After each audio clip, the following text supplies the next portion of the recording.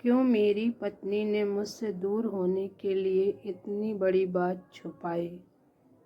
मेरा नाम सुभाष है। मैं अपने आप को बहुत खुशकिस्मत मानता हूँ कि मेरी शादी आरती से हुई है। आरती और मेरी शादी घर वालों की मर्जी से हुई है। आरती बहुत सुंदर है।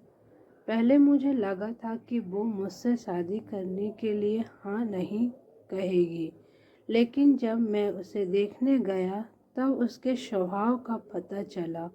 उनका परिवार बहुत अच्छा था। आरती शादी करके मेरी ज़िंदगी में आई, तब से मेरी ज़िंदगी बदल गई।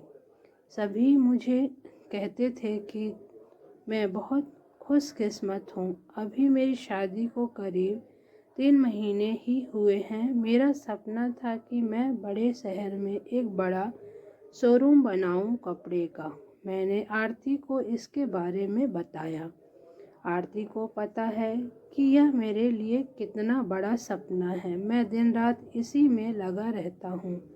बड़ी मुश्किल से मुझे एक जगह मिली, लेकिन पैसे बहुत ज़्यादा थे, इसलिए मैंने अपने गांव की ज़मीन बेचने का फैसला किया था। ज़मीन में मेरे पिता के दूसरे भाइयों का भी हिस्सा था। इसी काम के लिए मुझे कुछ दिनों तक गांव में जाना पड़ रहा था। मैंने आरती को चलने को कहा, क्योंकि पता नहीं कितना समय लग सकता है, लेकिन उसने कहा कि वो अपने मायके चली जाएगी। मैंने भी सोचा कि ठीक है। आरती अपने मायके चली गई। मैं अपने गांव चला गया। आरती से मैं फ़ोन पर बात किया करता था। ज़मीन के कागज़ और सारी बातों में सारा समय लग रहा था। इस दौरान मेरी पत्नी से मेरी बात होती रहती थी। मैंने एक शाम उसे फ़ोन किया तो वो कुछ बदली बदली थी, ज़्यादा बोल नहीं रही थी। मैंने पूछा, क्या हुआ, तुम ठीक हो? वो बोली कि मुझे आपको कुछ बात बतानी है। मैंने कहा कि बताओ, क्या बोलना चाहती हो? वो थोड़ी देर चुप रही और फिर बोली कि नहीं, अभी नहीं, मैं आपको मिलकर ही बताऊंगी। मैंने भी कहा कि ठीक है, लेकिन मुझे नहीं पता था कि मेरी ज़िंदगी में इतनी बड़ी बात होने वाली है। अगले दिन दोपहर में मैंने जब आरती को फ़ोन किया तो उसने फ़ोन नहीं उठाया। मैंने भी सोचा कि कुछ काम होगा, इसलिए मैंने उस बात पर ज़्यादा ध्यान नहीं दिया। मैं सारा दिन अपने काम में उलझा रहा। काम भी ज़रूरी था, क्योंकि वो ख़त्म करके ही मैं जल्दी से आरती के पास वापस जा सकता था। दिन भर के काम के बाद मैंने फिर शाम को आरती को फ़ोन किया, लेकिन इस बार उसका फ़ोन स्विच ऑफ आ रहा था। मैंने फिर सोचा कि शायद किसी काम से गई होगी और मोबाइल स्विच ऑफ हो गया होगा। मैंने रात फिर किया, क्योंकि दिन भर बात ना हो लेकिन रात में ज़रूर बात किया करते थे। लेकिन रात में भी उसका फ़ोन स्विच ऑफ था। अब मुझे थोड़ी फिक्र हुई, लेकिन फिर मैंने सोचा कि वो उसके घर ही है। अगर कुछ बात होती तो मुझे फ़ोन आ ही जाता। थोड़ा बहुत विचार करके मैं सो गया। मैंने सोचा कि उसके घर में किसी को फ़ोन करूं, लेकिन रात में उस समय फ़ोन करना मैंने उचित नहीं समझा, इसलिए मैं सो गया। सुबह उठते ही मुझे यही ख्याल आ रहा था कि मैं आरती से बात करूं। सुबह भी मैंने फ़ोन किया, लेकिन अभी भी वही बात, उसका फ़ोन स्विच ऑफ ही था। अब मैंने उसकी मम्मी को फ़ोन किया, लेकिन उन्होंने भी मेरा फ़ोन नहीं उठाया। अब मुझे थोड़ी फिक्र होने लगी थी कि क्योंकि किसी से भी मेरी बात नहीं हो रही थी। करीब 3 दिन तक न आरती का फ़ोन आया न उसकी माँ का। मैं अपने काम में लगा रहा। फिर एक शाम मेरी सास का फ़ोन आया। मैंने पूछा कि आरती कहाँ है। वो बोली, आरती अपनी एक चचेरी बहन की शादी में गई है। शायद वहाँ नेटवर्क नहीं होगा, इसलिए बात नहीं हो पा रही है। मैं भूल गया था। आरती ने मुझे बताया था कि वो वहाँ जाने वाली है। मेरी चिंता थोड़ी कम हो गई और मैं वापस अपने काम में लग गया। आरती वहाँ 5 दिन रुकने वाली थी, इसलिए मैंने सोचा कि शायद 5 दिनों तक मेरी आरती से कोई बात नहीं हो पाएगी।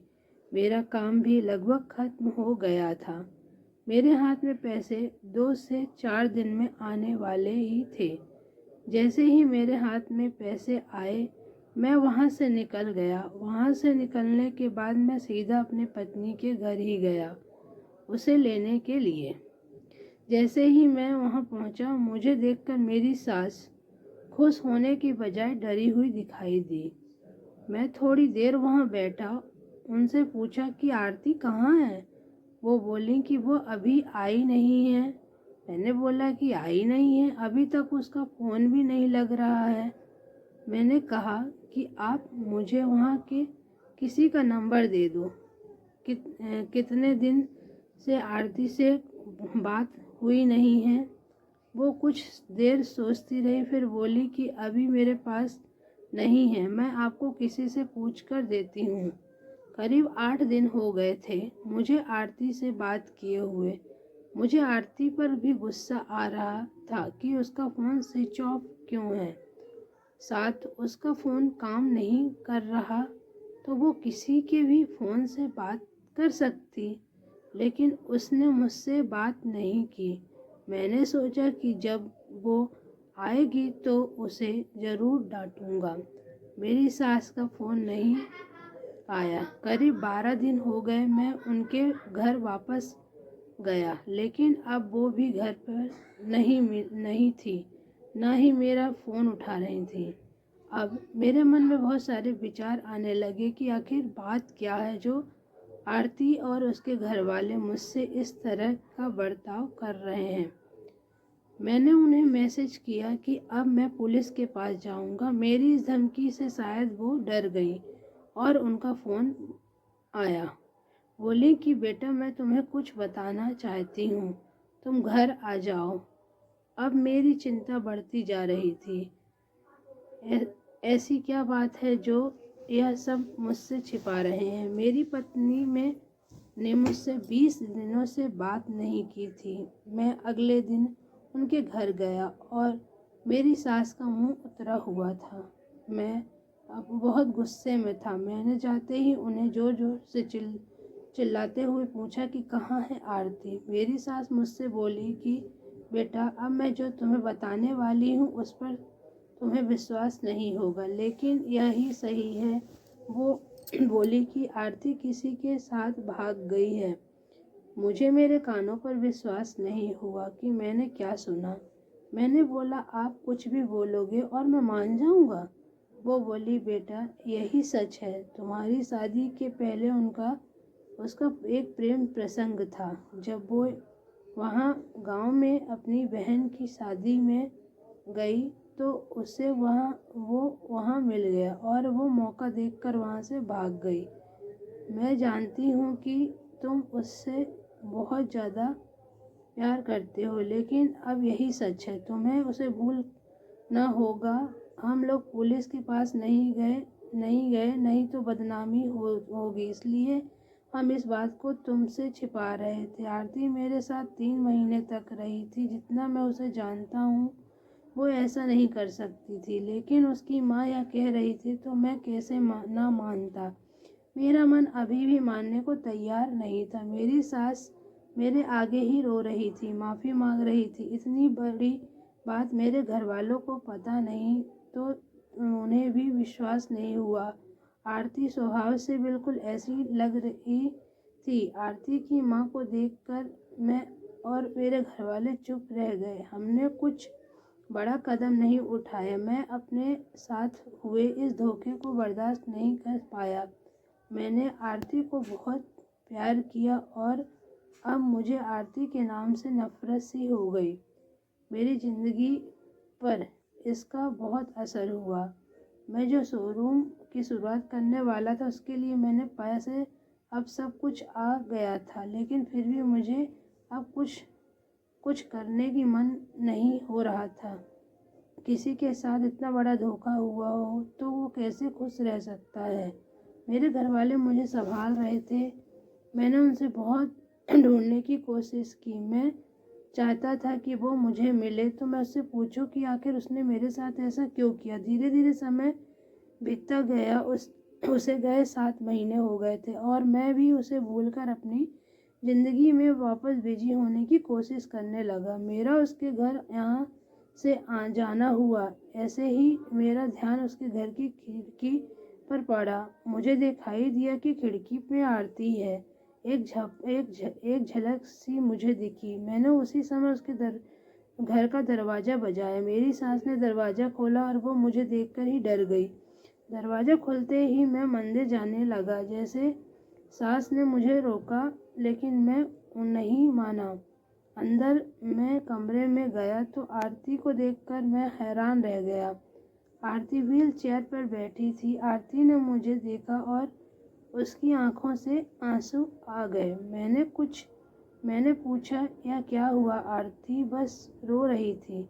मेरी सास बोली कि बेटा, आरती आज शादी गई थी, वहीं उसका एक्सीडेंट हो गया था और वो ऐसी जगह चोट आई जिसके कारण अब वो चल नहीं सकती। एक्सीडेंट के समय में बेहोशी में यह कह रही थी तुम्हें न बताए, वो बड़े काम के लिए गए हैं। डॉक्टर ने जब बताया कि वो हो सकता है आरती अब चल ना सके और इलाज पर बहुत ज़्यादा पैसा लगेगा, तब भी मैंने यह कहा कि दामाद जी को बता देते हैं। लेकिन आरती ने कहा कि मैं उनकी ज़िंदगी खराब नहीं कर सकती। उनका सपना है शोरूम खोलने का। उनकी ज़िंदगी में जाऊंगी तो उन पर बोझ ही बनूंगी। इसलिए आरती ने यह झूठ झूठ तुम्हें कहने को कहा था कि तुम उसे भला बुरा कह कर उसे भूल जाओ, उससे नफरत करो। मेरी पत्नी मुझसे इतना प्यार करती थी। मैंने उससे कहा कि आरती, अगर मेरे साथ ऐसा हुआ ऐसा कुछ हो जाता तो क्या तुम मुझे छोड़ देती? आरती ने रोते हुए कहा कि ऐसा मत बोलो। आरती ने कहा कि मैं आपकी दोषी हूँ। एक्सीडेंट में हमारा बच्चा जो मेरे गर्भ में था वो भी नहीं बचा। आप मुझे भूल जाएं, दूसरी शादी कर लीजिए। मैं आप पर बोझ नहीं बनकर रहना चाहती। आरती की आंखों से आंसू रुक नहीं रहे थे।